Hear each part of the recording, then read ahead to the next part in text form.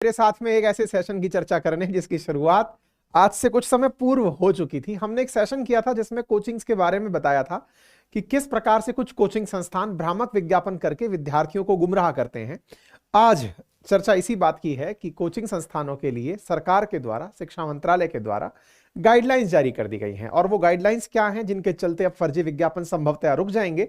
आज के सेशन में इन्हीं के बारे में हम चर्चा करने वाले हैं। आज से लगभग 2 महीने पहले हमने एक सेशन किया था जिसमें बताया था कि किस प्रकार कोचिंग संस्थानों के द्वारा टॉपर्स को सभी लोग दिखा देते हैं या फिर कोचिंग विद्यार्थियों को यह भ्रमित किया जाता है कि कितने बच्चे उनके यहां से सेलेक्ट हुए हैं। इसके बारे में कोई भी क्लैरिटी ऑफ थॉट नहीं दी जाती है। कई कई सिलेक्टेड कैंडिडेट हर संस्थान में लगभग दिखाई दे जाते हैं। बहुत सारे कोचिंग संस्थान एक ही प्रकार की तस्वीरें छापकर ये बताते हैं कि वो विद्यार्थी वहीं से पढ़ा है।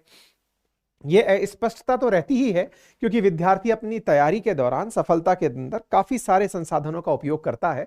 ऐसे में संभवतः किसी ना किसी कोचिंग का किसी ना किसी प्रतिशत में सहयोग रहा होता है, लेकिन नए विद्यार्थी के लिए यह जानना बहुत मुश्किल हो जाता है कि अल्टीमेटली उस विद्यार्थी ने कहां से अध्ययन किया है। ऐसी स्थिति में विद्यार्थी भ्रम की स्थिति में होता है और भ्रम की स्थिति में उसे स्ट्रेस की सिचुएशंस क्रिएट होती हैं। ऐसे कुछ विज्ञापन हैं जहां पर एक विद्यार्थी जो चयनित है उसे कई कई संस्थानों से चयनित दिखाया गया है। ऐसी स्थिति में एजुकेशन मिनिस्ट्री हाल ही में कोचिंग संस्थानों के लिए एक रेगुलेशन लेकर आई है या विनियमन लेकर आई है। किस तरह की एज लिमिट्स रहेंगी, क्या पढ़ाने वालों की क्वालिफिकेशंस रहेंगी, मेंटल हेल्थ पर क्या फोकस रहेगा, तमाम बातें आज के सेशन में पता चलने वाली हैं क्योंकि सुर्खी बन चुकी है education ministry announces new rules for coaching centres. आप यहां पर सुर्खियों को कुछ इस प्रकार से देख सकते हैं। मिनिस्ट्री ऑफ एजुकेशन के द्वारा जो गाइडलाइंस दी गई हैं उन गाइडलाइंस को हमने अपने ट्विटर पर आप लोगों के साथ में साझा भी किया था, जिसको बड़ी संख्या में विद्यार्थियों ने पसंद किया, लोगों ने पसंद किया। जिनमें से ये मेजर गाइडलाइंस थी कि 16 वर्ष से कम उम्र के छात्रों का नामांकन नहीं हो सकेगा, कोई भी कोचिंग सेंटर स्नातक से कम योग्य शिक्षक नहीं रख सकेगा, कोई भ्रामक विज्ञापन नहीं किया जा सकेगा, छात्र का नामांकन माध्यमिक विद्यालय परीक्षा के बाद ही हो सकेगा। साथ ही साथ अगर ऐसा उल्लंघन किया जाता है तो 1 लाख रुपए तक का जुर्माना और भविष्य में उस कोचिंग का रजिस्ट्रेशन रद्द किया जा सकेगा। आत्महत्या जैसी घटनाओं को रोकने, आग लगने की घटनाओं को रोकने, सुविधाओं की कमी को देखते हुए शिक्षण पद्धतियों के बारे में भी सरकार ने कुछ गाइडलाइंस दी हैं। तो जो गाइडलाइंस हैं वो कुछ इस प्रकार से आपके सामने निकल कर आई। लेकिन बड़ा सवाल यह है कि गाइडलाइन आफ्टर ऑल लाई क्यों गई। तो आपको याद होगा इस पर भी हमने आज से लगभग 4 महीने पहले सेशन किया था जब बताया था कि कोटा के अंदर 1 साल में 23 सुसाइड हुए और 1 दिन में 2 बच्चों ने सुसाइड किया।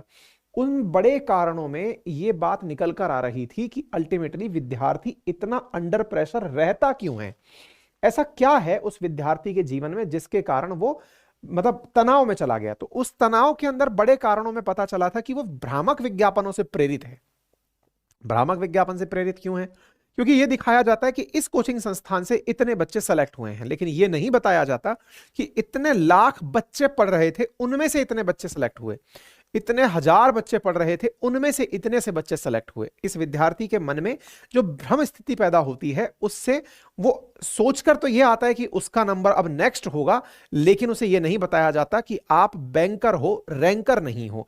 रैंकर का चयन तो स्कूल और कोचिंग वालों ने पहले ही कर लिया है कि यही बच्चा टॉप करके आगे निकलेगा। अगर आप बैंकर हो तो आपको बस पैम्पर किया जाता है कि बेटा खुश रहो, तुम्हारा जरूर हो जाएगा, जरूर हो जाएगा।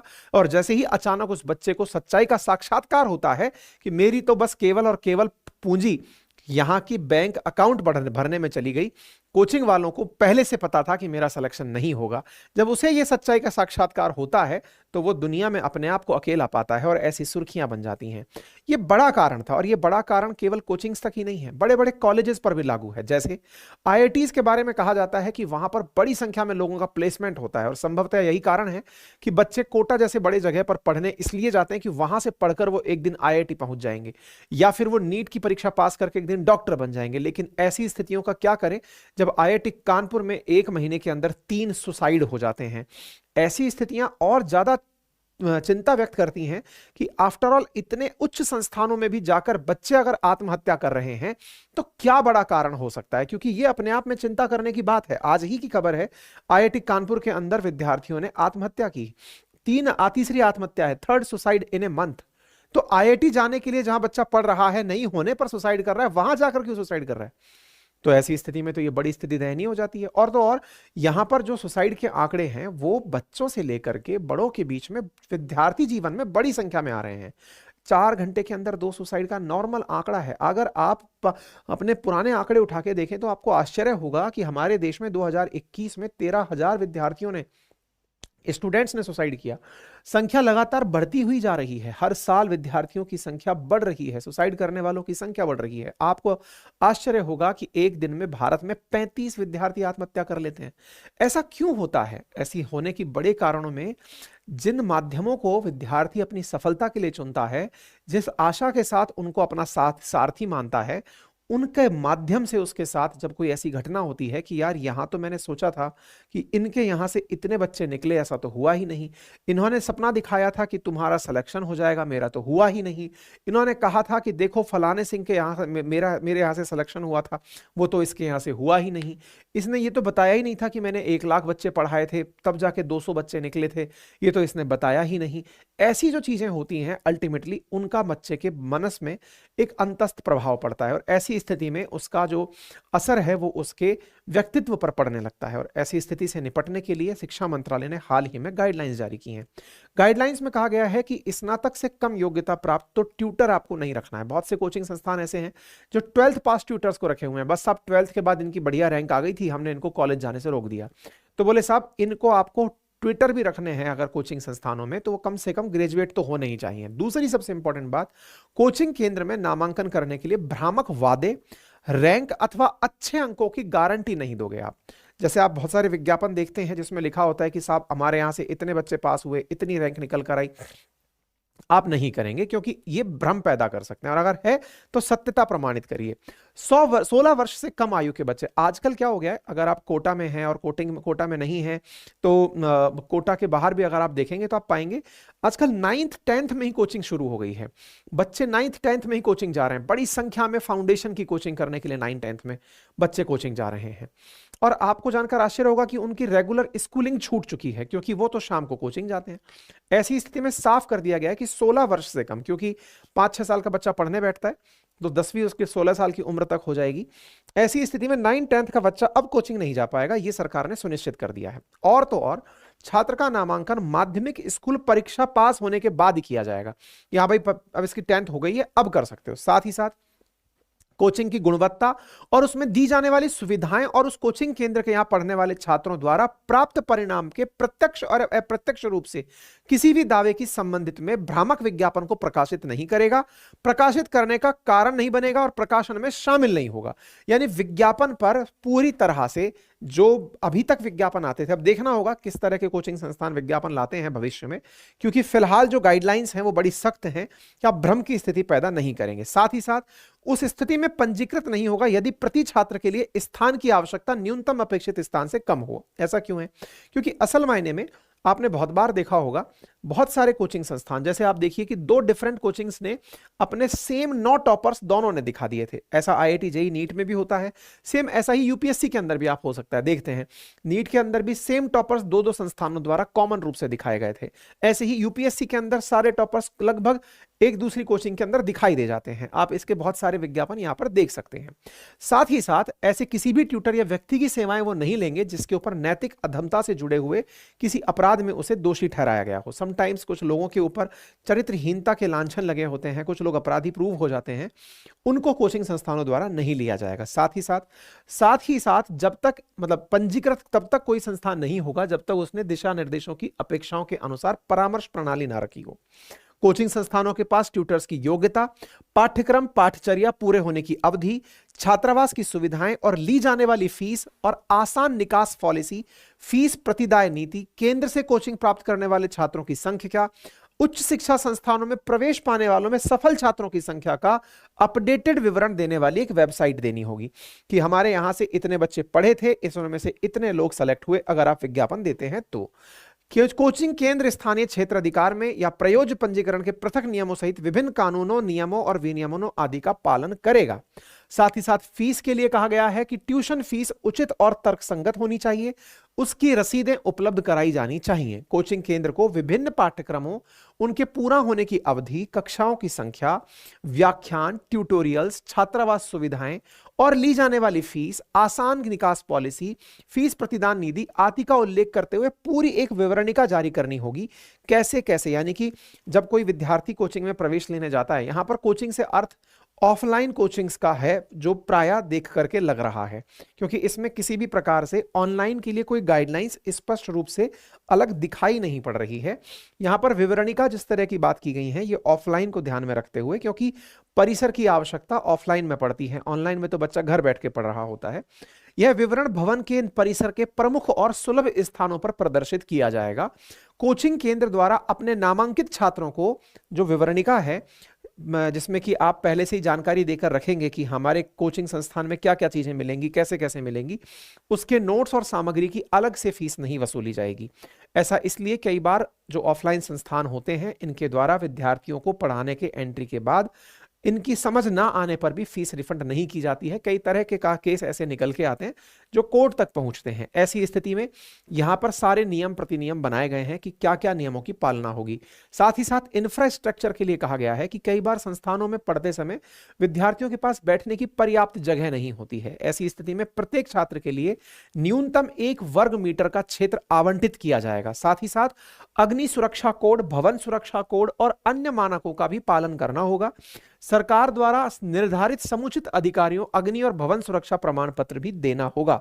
छात्रों की सहायता के लिए कोचिंग केंद्र में प्राथमिक चिकित्सा किट, चिकित्सा सहायता, उपचार सुविधा देनी होगी। अस्पताल, आपातकालीन सेवाओं के लिए डॉक्टर, पुलिस हेल्पलाइन विवरण, अग्निशमन सेवा हेल्पलाइन, महिला हेल्पलाइन आदि जैसी रेफरल सुविधाओं की सूची भी प्रदर्शित की जानी होगी। पूरी तरह से भवन विद्युतीकृत होगा, अच्छा हवादार और भवन के प्रत्येक कक्ष में पर्याप्त रोशनी की व्यवस्था होगी, पीने योग्य पानी की व्यवस्था होगी, सीसीटीवी केंद्र की व्यवस्था होगी, शिकायत पेटी की जगह होगी, शिकायत समस्याओं के निवारण के लिए समिति होगी, पुरुषों और महिलाओं के लिए अलग अलग शौचालयों की व्यवस्था होगी। ये सारी की सारी चीजें कोचिंग संस्थानों को ध्यान रखनी होंगी। साथ ही साथ निर्धारित समय में कक्षाएं पूरी करनी होंगी, अर्ली मॉर्निंग और लेट नाइट तक क्लासेस नहीं चलानी होंगी। जो विद्यार्थी स्कूल जा रहे हैं उसके समय पर कोचिंग नहीं चलानी होगी। पढ़ाई के अंदर अतिरिक्त सहायता केवल सहायता कक्षाओं के रूप में दी जाएंगी। कक्षा की समय सारणी प्रॉपर तरीके से देनी होगी। छात्रों को आराम करने के लिए, पढ़ाई का रिवीजन करने के लिए तैयारी की जगह देनी होगी। साथ ही साथ यह भी ध्यान रखना होगा कि अगर कोई त्योहार आ रहा है या कोई ऐसी स्थिति है कि बच्चे को घर जाना चाहिए, उस समय पर कक्षाएं नहीं लगाई जाएंगी। कोई संडे है या कोई छुट्टी अगर रखी गई है तो उससे अगले दिन टेस्ट नहीं रखा जाएगा। पता चले कि बच्चा उस दिन पढ़ ही नहीं पाया क्योंकि संडे था, तो संडे उसने टेस्ट की तैयारी में निकाल दिया। इस तरह की चीजें नहीं की जाएंगी। एक प्रकार से ये तमाम वो चीजें की जा रही हैं जिसके चलते माइनर्स, मतलब जिस तरह की गाइडलाइंस आई हैं उन्हें देखकर ऐसा प्रतीत होता है कि जो छोटे बच्चे हैं जो कि कोटा जैसी जगह पर पढ़ रहे हैं या कहीं दिल्ली और बड़ी जगह पर पढ़ रहे हैं, हैदराबाद जैसी जगह पर पढ़ रहे हैं, उनके मानसिक स्वास्थ्य को ध्यान में रखते हुए इस प्रकार की गाइडलाइंस दी गई हैं। इसका मतलब ये हुआ कि आने वाले समय में कोचिंग सेंटर्स का जो प्रभाव है उसके ऊपर, मतलब इन गाइडलाइंस का काफी ज्यादा प्रभाव पड़ने वाला है। और अगर ऐसी स्थिति होती है, ऐसी नियामक प्रणालियां आती हैं, तो निश्चित ही कोचिंग से विद्यार्थियों को मानसिक तनाव में तो राहत मिल ही जाएगी। साथ ही साथ काउंसलर और साइकोलॉजिकल सपोर्ट की भी यहां पर बातें की गई हैं। लेकिन एक बड़ा बात निकल कर आती है कि आफ्टर ऑल विद्यार्थियों को कोचिंग जाने की जरूरत ही क्यों पड़ती है, और इन केस अगर कोचिंग गए भी हैं और अगर किसी कोचिंग ने इन गाइडलाइंस को नहीं माना तो फिर क्या फैसला किया जाएगा।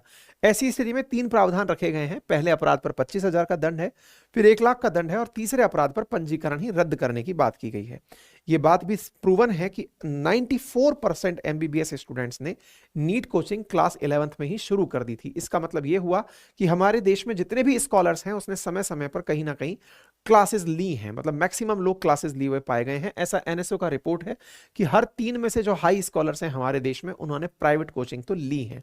इसका मतलब यह हुआ कि ऐसी स्थिति में कोचिंग हमारे देश की एक पैरेलल इकोनॉमी बन चुकी है, पैरेलल आवश्यकता बन चुकी है। पेरेंट्स तक ये मानने लगे हैं कि कोचिंग विद्यार्थियों के लिए जरूरी है, क्योंकि स्कूली शिक्षा में उन्हें वो स्तर प्राप्त नहीं हो रहा है। ऐसा क्यों है? क्योंकि हाल ही में बियॉन्ड बेसिक्स नाम की एक सर्वे रिपोर्ट आई जिसमें कहा गया कि 14 से 18 साल तक के 86.8% बच्चे स्कूल में हैं और यह बात है कि उनमें से 25% बच्चे ऐसे हैं जो अपनी ही क्षेत्रीय भाषा में दूसरी कक्षा की किताब पढ़ने में कठिनाई महसूस करते हैं। 7वीं से 12वीं तक के पढ़ने वाले करीब 1/4 बच्चे ठीक से दूसरे दर्जे की किताब तक नहीं पढ़ पाते हैं। इसका मतलब स्कूली शिक्षा के अलावा कोचिंग की तो आवश्यकता होती है, बट अब इंपॉर्टेंट मुद्दा यह है कि क्या अब प्राइवेट ट्यूशंस भी बंद हो जाएंगे? कोचिंग संस्थानों के रूप में जो चल रहे प्राइवेट ट्यूशंस हैं क्लास 10 तक, उन पर क्या असर होगा? स्कूली शिक्षा के अभाव में विद्यार्थियों की पढ़ाई का क्या होगा? क्योंकि कोचिंग विद्यार्थियों द्वारा ली जाती है एक अच्छी डायरेक्शन प्राप्त करने के लिए, पर्सनलाइजेशन ऑफ स्टडीज के लिए, न्यू लर्निंग स्टाइल सीखने के लिए, एक्स्ट्रा नॉलेज प्राप्त करने के लिए। लेकिन अगर ऐसा होता रहा तो फिर आने वाले समय में कंपटीशन और चैलेंजिंग हो जाएगा, क्योंकि 10वीं तक तो बच्चा कोचिंग ले नहीं पाएगा। अब 11वीं में जब वो गया है तो फिर उसको एक साथ बहुत ज्यादा स्ट्रेस की सिचुएशंस क्रिएट हो जाएंगी, ऐसा लोगों का मत है, परिवार वालों का भी मत है। साथ ही साथ कोचिंग लेने से नुकसान क्या होते हैं? भाई पैसा तो खर्च होता ही है, बच्चों के ऊपर एडिशनल बर्डन बढ़ता है, और ऐसी स्थिति में वो बच्चे जो कोचिंग लेने लायक नहीं है, जिनको कि पहले से ये पता चल गया कि यार इनका सिलेक्शन नहीं हो सकता, आप उनका एंट्रेंस टेस्ट ले लीजिए। कोचिंग संस्थानों के लिए ज्यादा आवश्यक होगा कि वे बहुत से बच्चों का पहले टेस्ट ले लें, ताकि उनके टेस्ट के आधार पर वो परिवारजनों को बता सकें कि सर संभावना कम है, आपका बच्चा लग नहीं रहा है कि ये इस स्तर का होगा, लेकिन अगर आप जिद करेंगे तो हम तैयारी कराएंगे। तो ये बहुत ज्यादा आवश्यकता है परिवारजनों को संतुष्ट करने के लिए। कोचिंग संस्थान पहले टेस्ट लें और टेस्ट लेकर के उन्हें अपने स्तर पर तैयारी करने का दिशा निर्देश दें। ठीक है साहब, फिलहाल के लिए इतना ही। बाकी आपकी क्या राय है वो जरूर कमेंट बॉक्स में रखें, आप जरूर बताएं कोचिंग संस्थानों के साथ में और आपकी क्या अपेक्षाएं हैं, सरकार को और कौन सी गाइडलाइंस लानी चाहिए। फिलहाल के लिए इतना ही। चैनल पर नए हैं तो चैनल को सब्सक्राइब करना बिल्कुल ना भूलें, और आप में से यदि कोई भी